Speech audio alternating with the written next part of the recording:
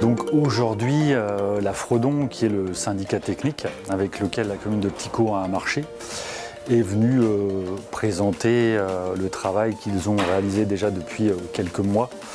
Donc c'est un travail en 4 étapes, recensement sur le terrain, cartographie, ensuite objectif, après moyens matériels qu'on pourrait utiliser pour améliorer les choses et communication.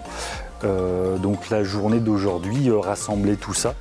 La Fredon a présenté donc un diaporama avec tout le travail qui a été exécuté depuis plusieurs mois pour exposer, expliquer aux gens ce que c'était la gestion des espaces verts dans une commune, du moins comment l'optimiser, puis comment essayer de la faire évoluer vers d'autres pratiques avec d'autres moyens matériels. Alors aujourd'hui, on a présenté le plan de gestion des espaces communaux de Petit-Caux.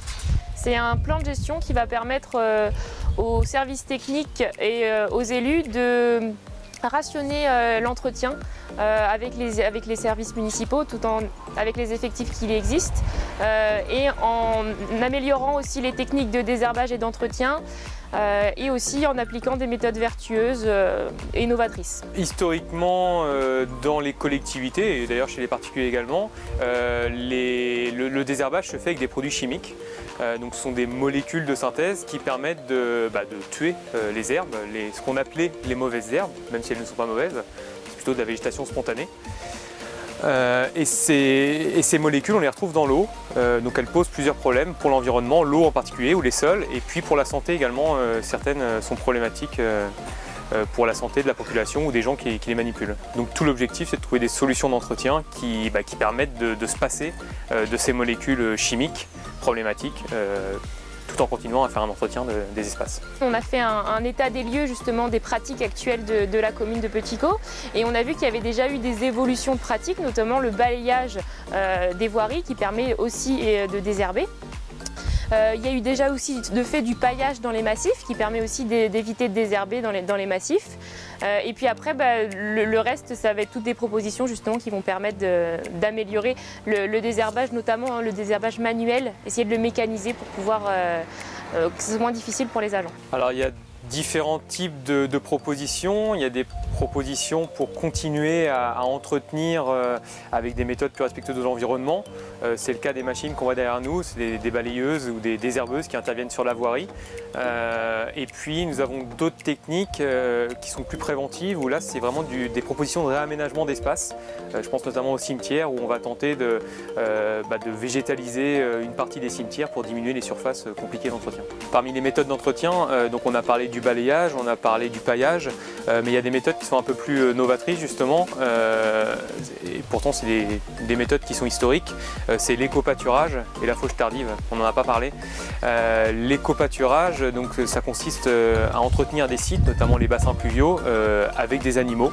Ça peut être des moutons, des chèvres, des oies, mais en une technique d'entretien extensive, c'est-à-dire qu'on va mettre peu d'animaux, on va les faire pâturer très peu de temps. L'objectif c'est juste d'éviter les interventions mécaniques des agents de la commune.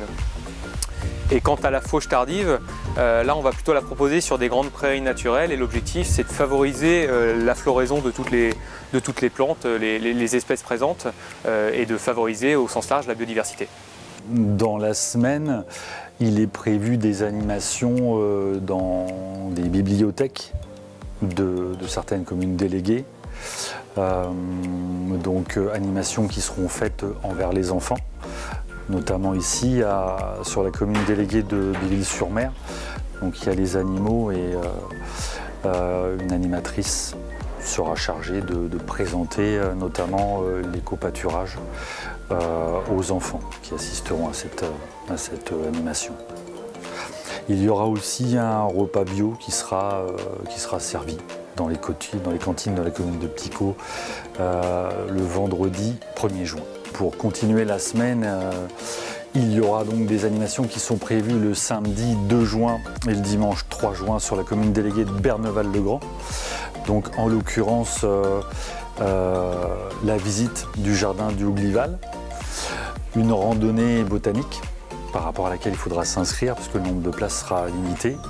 Il y aura aussi, tout comme ici, des dégustations véganes et végétariennes. Il y aura un bar à purin, un maraîcher et puis des dégustations de glace.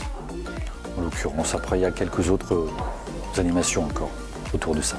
Je pense effectivement qu'on va pouvoir refaire un événement comme celui-ci l'année prochaine. Parce que c'est avant tout une sensibilisation avec des moyens évidemment derrière, mais c'est une sensibilisation qui doit perdurer dans le temps. On a fait cette première semaine du Zéro Phyto sur Petit Caux et effectivement donc il est probable, fort probable qu'on refasse l'année prochaine, peut-être avec des animations supplémentaires et spécifiques par rapport à l'environnement. Nous on intervient pour la commune de Petit Caux, mais on invite forcément tous les habitants du territoire et tous les acteurs du territoire qui entretiennent les espaces de faire de même et d'avoir une homogénéité des pratiques, c'est-à-dire sur le Zéro Phyto, pour avoir des pratiques plus vertueuses et avoir un environnement beaucoup plus sain. On a proposé à la commune de mettre des panneaux sur tous les sites où il y aura un changement de pratique, tout simplement parce qu'il y aura peut-être des changements visuels ou esthétiques et le fait de mettre des panneaux sur site, ça permet d'expliquer déjà les objectifs de l'entretien et ça permet aussi d'expliquer aux habitants pourquoi l'entretien du site a été changé.